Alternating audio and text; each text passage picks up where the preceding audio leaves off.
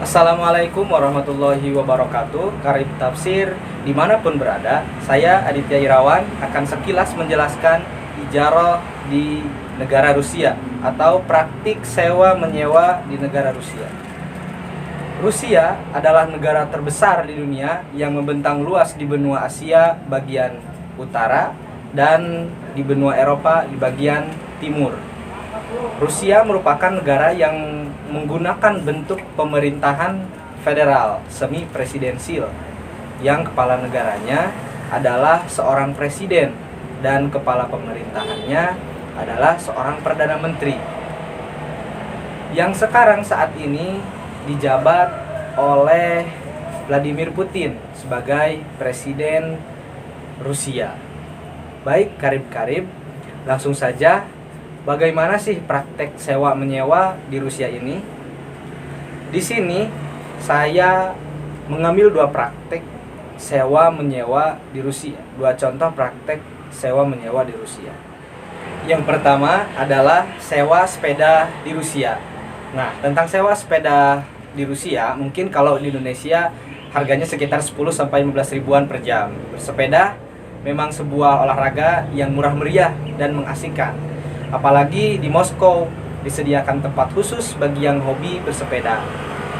Sehingga bagi yang bersepeda tidak direpotkan oleh hiruk pikuk jalan raya yang penuh mobil, apalagi kalau keadaannya macet.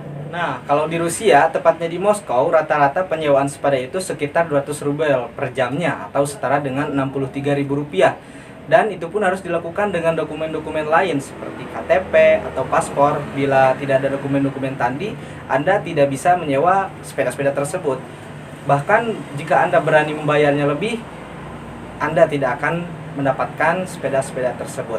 Bagi orang Rusia, lebih baik tidak ada yang menyewa daripada menyalahi prosedur tadi.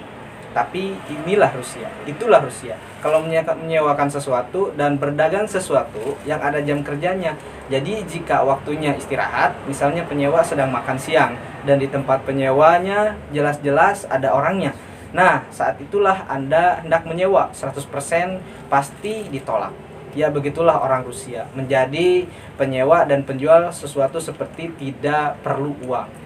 Kemudian yang kedua yaitu sewa rahim. Di Rusia praktek surrogate mother atau sewa rahim ini dilegalkan. Sehingga banyak pasangan suami istri yang turut menggunakan atau terlibat dalam praktik tersebut agar memiliki anak dengan syarat sebagai wanita pengganti harus berumur 20 sampai 35 tahun. Ibu pengganti potensial harus memiliki anak sendiri yang sehat secara mental dan fisik dan dapat diakses oleh warga negara asing. Legalitas sewa rahim dalam perspektif hukum hak asasi manusia internasional bahwa secara internasional instrumen-instrumen hak asasi manusia juga menjadi tolak ukur mengenai praktik sewa rahim ini. Perspektif hukum hak asasi manusia internasional, adanya praktik sewa rahim ini membantu para pasangan suami istri untuk mencapai tujuan perkawinan, yaitu memiliki keturunan. Akan tetapi, akad sewa rahim dalam hukum Islam merupakan perbuatan yang diharamkan dan diharamkan untuk dilakukan. Jadi, begitu karib-karib. Dari sekian banyak praktik sewa menyewa di Rusia, itu yang dapat saya sampaikan. Kurang dan kurangnya mohon maaf. Akhirul kalam. Wassalamualaikum warahmatullahi wabarakatuh.